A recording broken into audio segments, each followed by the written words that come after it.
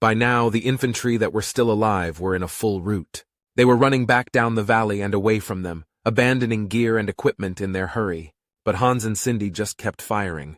Jack sat there feeling rather drained and quiet as the other two tankers cheered and cut down the running men. "Bringing us around to get you a clear shot on their command tent," Hans was saying as Jack heard the brass band die out before being replaced with another of their military marches. The Morning Star March. "I'm not firing an HE at their command tent, Hans." Jack growled out a bit more gruffly than he meant before sighing. "It's too close to their field hospital."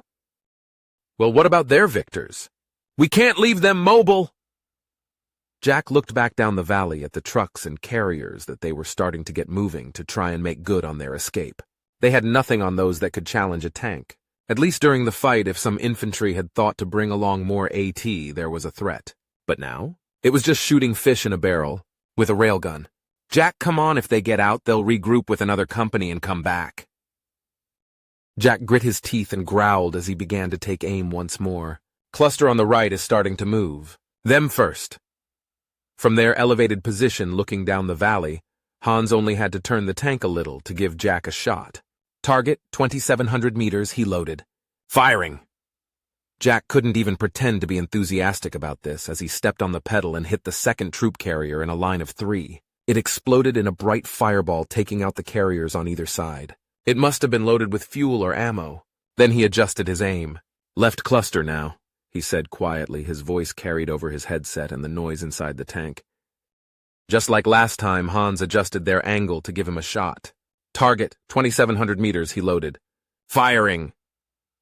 He hit the first truck in the line as it was starting to move, and the explosion lifted the truck into the air, slamming it into the one besides it, as he saw bodies and parts go flying. He shook his head slowly and aimed at the next truck in the line.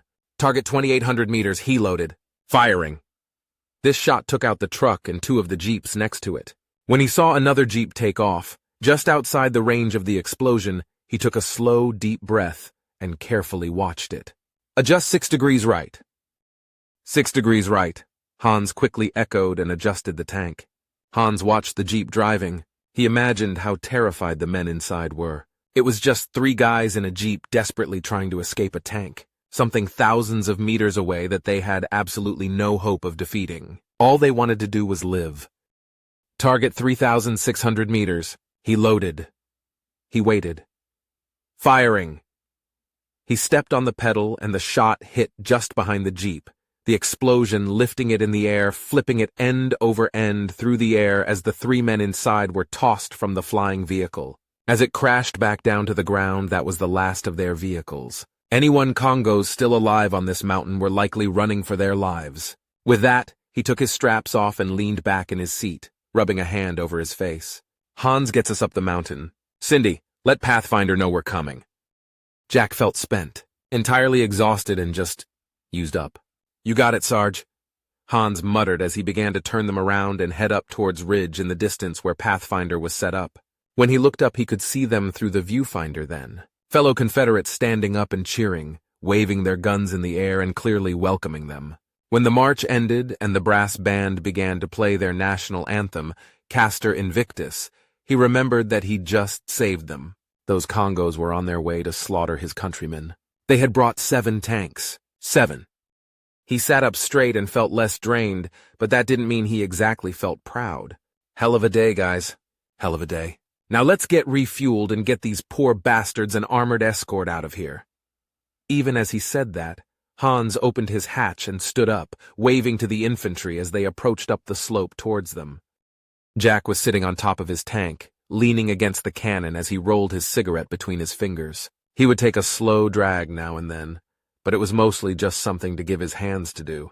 He was watching the orange sun in the distance slowly sink down over the horizon through the split in the mountain. It framed everything in a fiery red glow that hurt his eyes, but he couldn't look away. Sergeant. With that, he did have to turn, blinking a few times to see who it was. As he saw a man in power armor with Major's tabs, he stood up then and pressed his fist to his chest in salute. Sir! He pinched off the front of his cigarette and tucked it behind his ear before climbing down the side of the tank, to drop into the shadows cast by the setting sun. Let me just say I'm glad you showed up when you did. You have no idea how surprised I was to find out we still had a tank on this damn rock. And a Cossack at that. He nodded to the tank over Jack's shoulder. 13th never dies, sir, Jack replied. Black cats from here to hell. The officer snorted at that and nodded. Well, you sure saved us. I heard you killed 4 more tanks on their way here. Quite the kill count. Jack used to be proud of the silhouettes on the side of their tank, but now he just wished his friends were still alive. Let me show you what I already explained to your RTO. He waved Jack over as he turned and walked back into their command tent to show him a map of the continent they were on. This is us here at Shattered Mountain. This is the last landing facility we have in the scorched mountain range here. What has this planet got against mountains? Jack asked, and the Major laughed. It'll make more sense when you get there. They aren't really scorched. Anyway, this is roughly 5,000 clicks distance, and it's all through hostile territory at this point. There are refuel and supply stations here, here, and here. He pointed at spots on the map. But we've only got reliable communications from this one here. The others are under periodic attack, so no telling if they'll still be in friendly hands when you pass through. However, I've provided your RTO with access codes to some secret fuel stashes at these locations. He pointed out 4 more dots on the map. Jack nodded then. All right, so what do you want to do?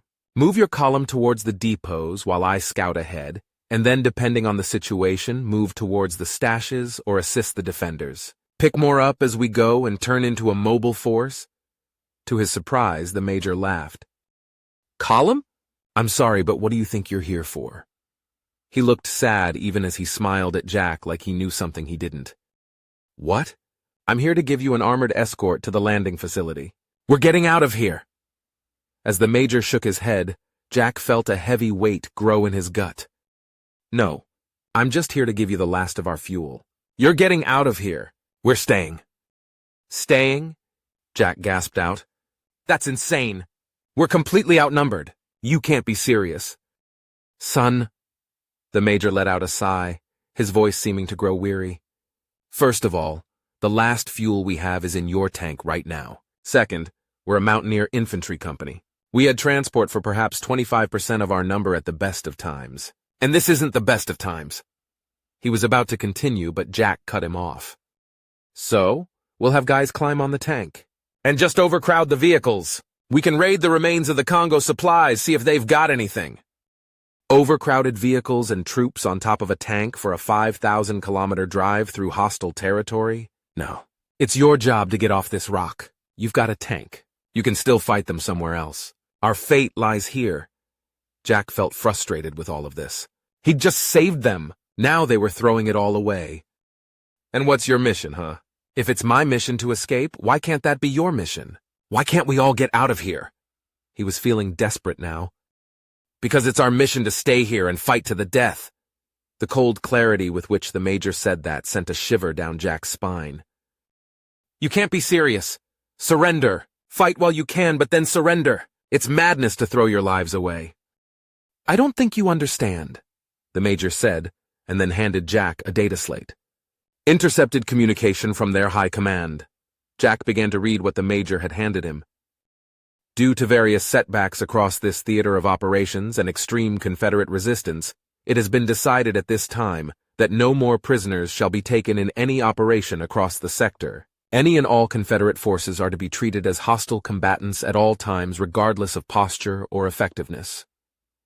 Jack stopped then and looked up. They can't be fucking serious. That's against all the rules. Keep reading, the Major said, and Jack looked back down. Those prisoners already taken on the planet Sequoia are to be dispatched immediately so they don't endanger or threaten ongoing operations. So long as any Confederate military forces breathe, they are a threat and shall be treated as such. Until further notice, it should be made clear that their surrender is not to be accepted. Jack set the data slate on the table the map was on and felt heavy. His shoulders slumped, and it was all he could do to just stand there and not want to collapse to the ground. So that's all there is to it, the Major said as if discussing a shopping list or the weather.